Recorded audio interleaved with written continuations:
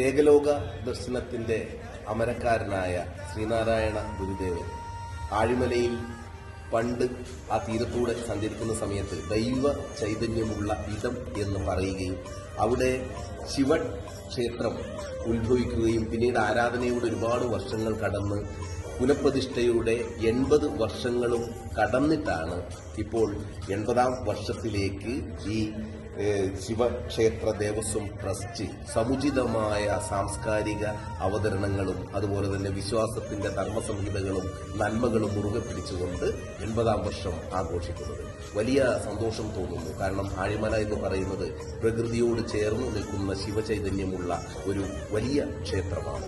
ഒരുപാട് ആരാധകരുടെ വിശ്വാസികളുടെ നന്മ ഉള്ള മനസ്സ് കുടികൊള്ളുന്ന ഒരിടമാണ്. അതുകൊണ്ട് തന്നെ ആഴിമല ശിവക്ഷേത്രത്തിന്റെ ഈ 80ാം വാർഷികം, പുനഃപ്രതിഷ്ഠയുടെ 80ാം വാർഷികം ഏറ്റവും നല്ല രീതിയിൽ മുന്നോട്ടു പോകട്ടെ എന്ന് നിങ്ങളിൽ ഒരാളായി എല്ലാ പ്രാർത്ഥനകളോടും കൂടി ആശംസിക്കുന്നു. സ്നേഹം.